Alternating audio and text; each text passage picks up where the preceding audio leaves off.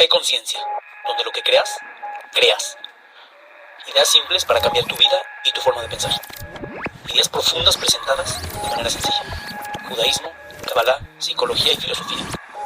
Es hora de llevar nuestro entendimiento a una espiritualidad madura, donde fe y conciencia se encuentran. Matot Maase, te lo juro. Por Jack Levy.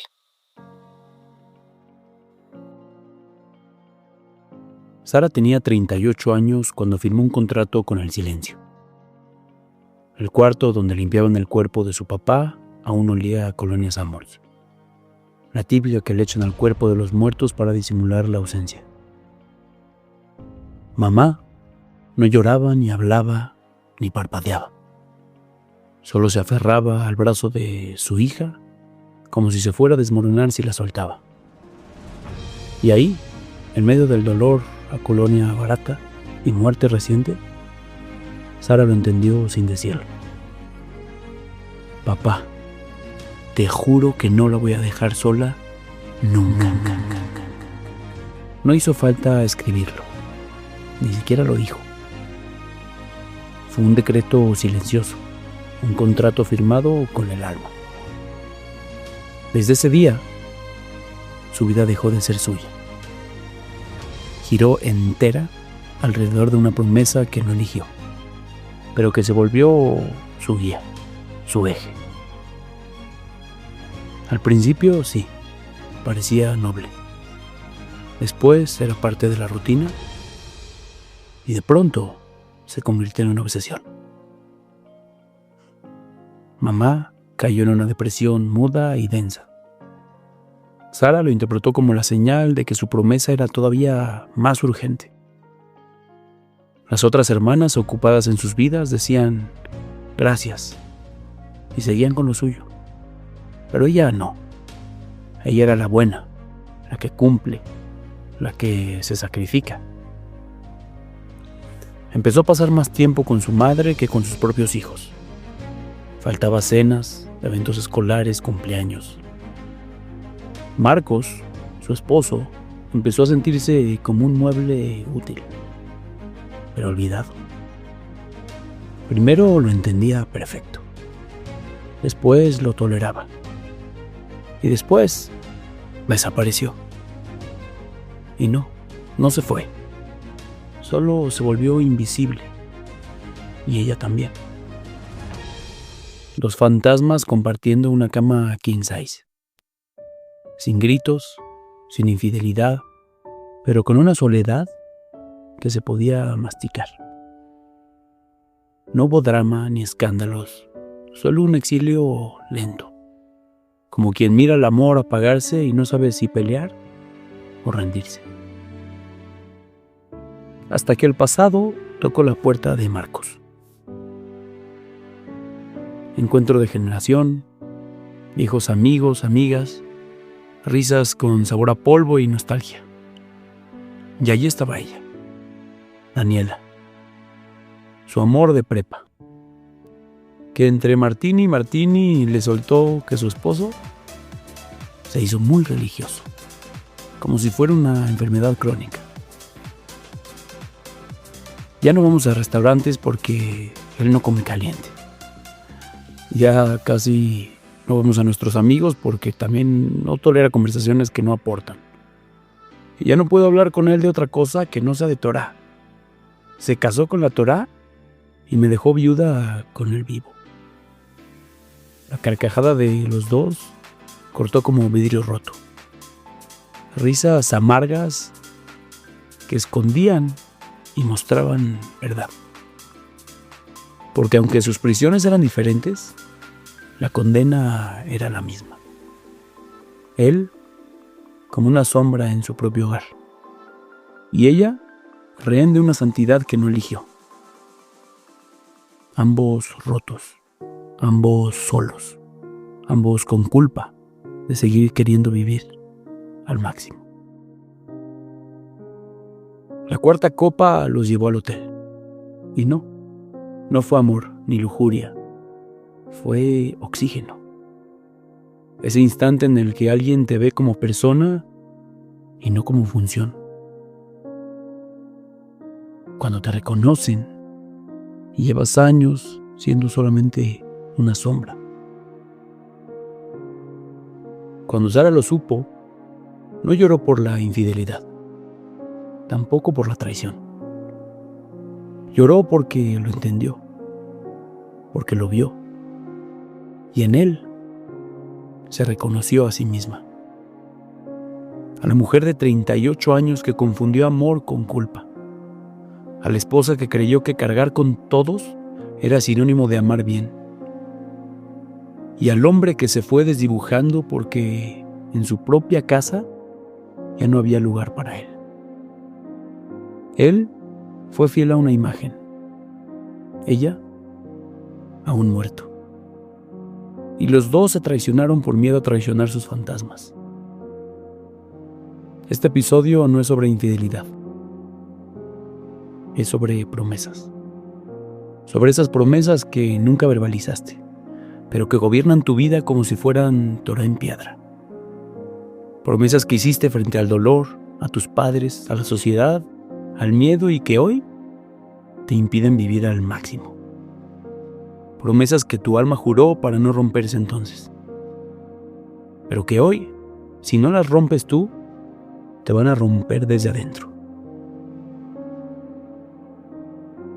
Mira, lo de Sara no fue una locura, ni debilidad, ni siquiera exceso de amor. Fue lealtad mal entendida. Fue ese tipo de fidelidad que se esconde como virtud, pero que por dentro te pudre el alma. Hay promesas que haces en voz alta y otras mucho más peligrosas que haces con el cuerpo, con la culpa, con la necesidad de ser vista, amada, útil, buena, bueno. Sara nunca dijo, voy a sacrificar mi hogar. Tampoco pensó, voy a volverme un fantasma funcional para mi esposo y mis hijos. Pero lo hizo, porque había algo más fuerte que ella. La fidelidad a un muerto. Bert Hellinger lo llamó implicación sistemática. Una especie de hechizo invisible que te hace repetir la historia que juraste nunca repetir. Y no lo haces por masoquismo, sino por amor distorsionado. Papá murió, así que yo me encargo. Mamá sufre, así que yo la salvo. Mi esposo entiende, así que puede esperar. Y ese sistema, esa jerarquía interna no hablada, termina construyendo una vida donde tú no estás. No hay presencia. Sara no vivía con su mamá, pero vivía para ella. Y cuando el alma vive para alguien que no eres tú, tarde o temprano, alguien va a pagar la cuenta. En su caso, Marcos, sus hijos, su propio deseo. El lenguaje de Kabbalah, esto no es culpa. Esto se le llama avón. No un pecado por hacer el mal. El avón es una torcedura del alma que se rige por promesas no habladas. Avón es fidelidad al pasado cuando ya no estás llamado a cargarlo. Es hacer de la culpa tu brújula moral. Es sentirte mal por dejar de sufrir. Y ese es el veneno. Confundir el sacrificio con virtud. Confundir dolor con propósito. Confundir abandono propio con lealtad familiar. Pero Dios nunca pidió eso. Tus hijos nunca pidieron tampoco eso. Y tu pareja mucho menos. Mira, la perashá de la semana, Matot, la Torá arranca con una bomba silenciosa.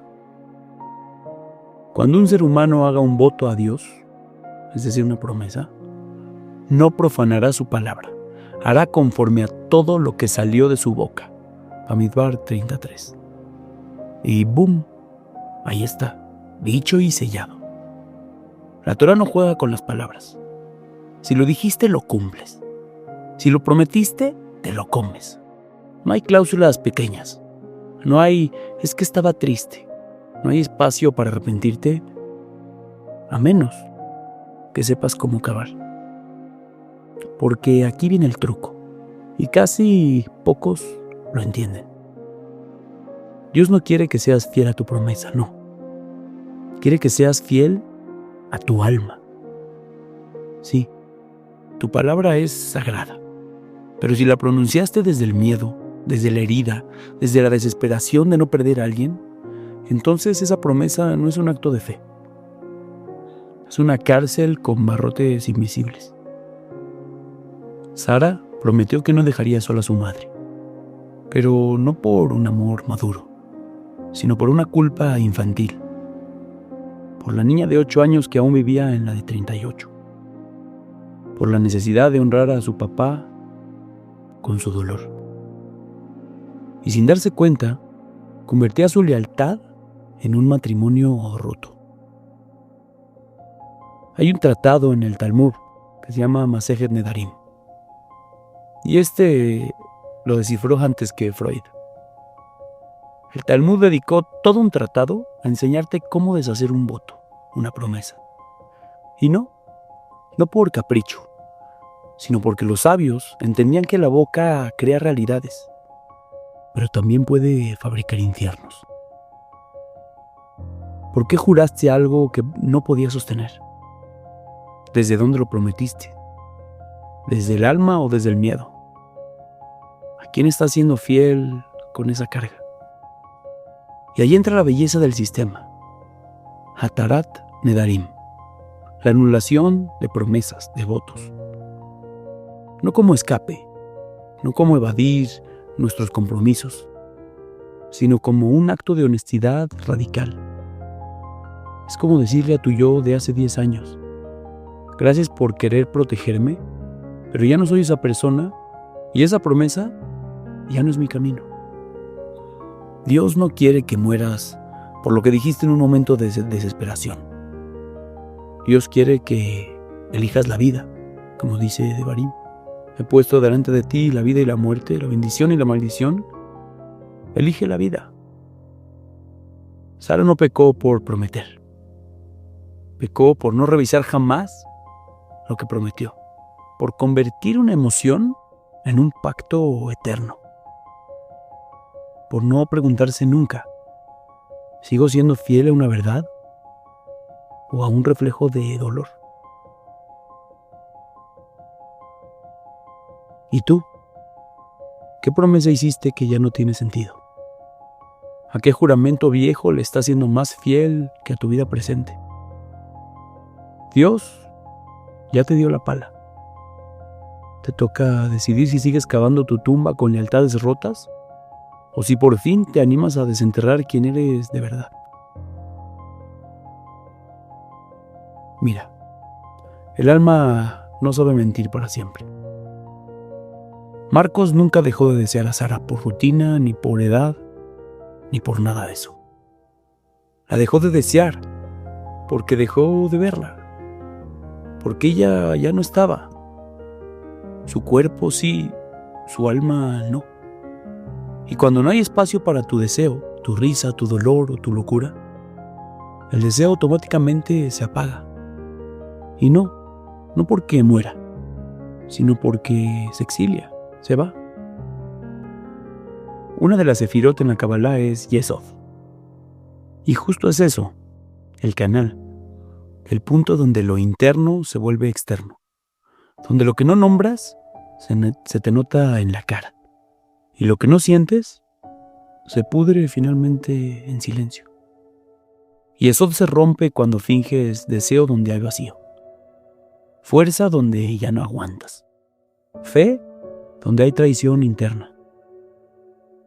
Marcos no se fue por otra, se fue a reconocerse a sí mismo, fue a encontrar la parte de él que ya no cabía en esa casa, porque nadie puede sostener una relación donde lo único tercero que siempre está es un muerto. Y Sara también lo sintió, pero tal vez no lo escuchó, porque su energía también estaba en otra parte. Lo que no das a la pareja, lo toma el miedo, lo cobra el cuerpo y finalmente lo grita el alma. Y cuando el yesod sangra, todo lo demás también. La cama se enfría, el dinero se bloquea. Y tu alma te dicen que dito una pregunta incómoda. ¿Dónde carajos estoy? Y si no escuchas esa pregunta, vas a terminar respondiéndola en el lugar equivocado, con la persona equivocada y de la forma más costosa. Mira, quizá tú también estás siendo fiel. Fiel a una imagen. Fiel a un rol que ya no puedes sostener. Fiel a una promesa que hiciste en medio del duelo, del miedo o de la soledad, y que nunca te atreviste a cuestionar. Quizá llevas tanto tiempo siendo el buen hijo, la buena esposa, el líder espiritual, el ejemplo de la comunidad, que se te olvidó cómo se sentía ser tú. Y déjame decirte algo que nadie se atreve a decirte. Puedes ser un judío impecable, shomer Shabbat, estudio diario, kosher hasta el shampoo, y aún así ser un infiel a ti, un traidor de tu propia alma. Porque no hay peor adulterio y más letal que negarte a ti mismo para sostener una fidelidad cómoda a Dios, a la sociedad o a tu papá muerto. ¿Y sabes qué es lo peor? Que esa traición ya es tan normal que le aplaudimos. Le llamamos virtud. Pero la Torá nunca pide eso de ti. Dios no te creó para que seas una estatua religiosa. Te creó para que seas una llama viva de verdad. Mira, hay una declaración que decimos año con año, que ni siquiera es un rezo. La decimos en el día más santo. Kol Nidre. Traducción, todas nuestras promesas. Y mira, es un grito de guerra, una revolución interna. Es el momento más crudo del calendario judío, porque nos arranca las máscaras, incluso las que usamos con Dios. Es el instante donde el alma, por fin, se atreve a decir lo que la boca nunca se atrevió. Estoy harto de fingir.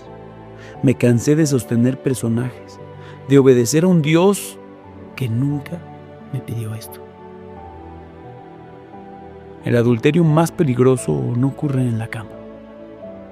Ocurre cuando traicionas lo que eres para cumplir lo que ya no te representa. Eso no es espiritualidad. Es hipocresía con nombre hebreo. Y eso es lo que Kol Nidre viene a romper. Kol Nidre no es solo una melodía melancólica que abre Yom Kippur. Es dinamita contra todos los contratos inconscientes que hiciste desde el miedo, la culpa o la necesidad de pertenecer. Y por eso, esta perashá junto con Maasei cierra la etapa del desierto. Porque sí, esta semana también leemos Maasei. Y es el final del libro de Bamidbar. En ella habla de una lista de 42 estaciones. 42 lugares que no adornan el viaje. Lo desnudan, lo revelan. Cada parada es una herida de Am Israel. Cada nombre, una contradicción. Cada error, un paso santo. Porque la evolución espiritual nunca, pero nunca es una línea recta.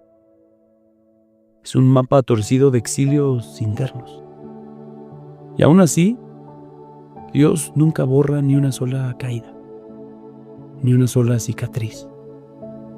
Las cuenta todas, porque no las ve como castigos, sino como camino. Las heridas son caminos, no castigos del ayer. Y la única forma de cruzarlas es atravesándolas. Así que deja de repartir mantras vacíos. Deja de rendirle culto a promesas que te secan. Deja de confundir sumisión con fe.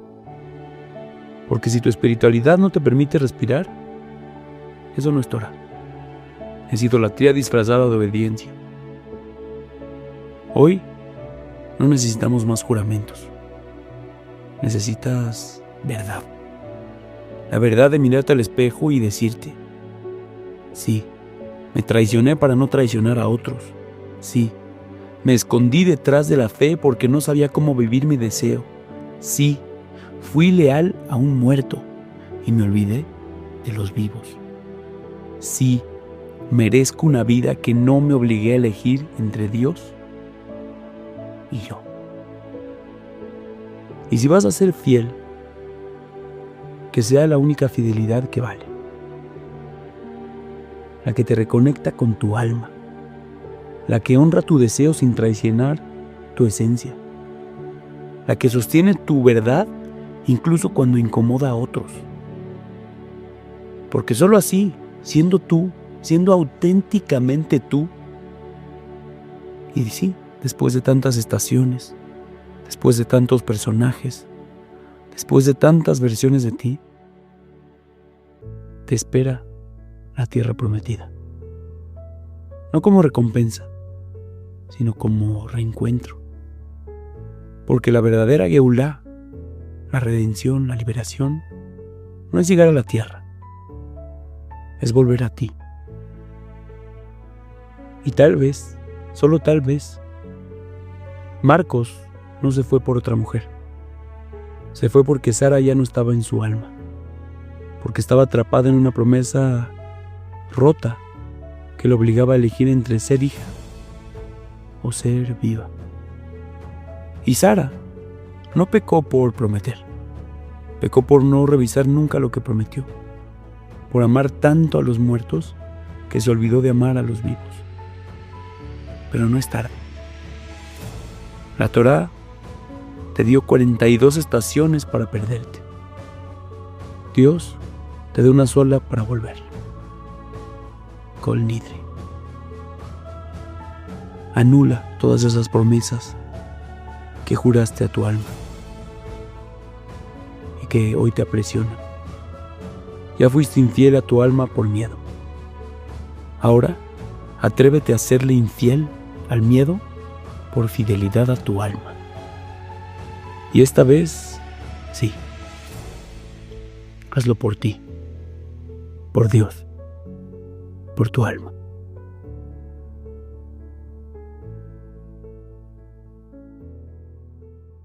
Fe Conciencia, donde lo que creas, creas. Ideas simples para cambiar tu vida y tu forma de pensar.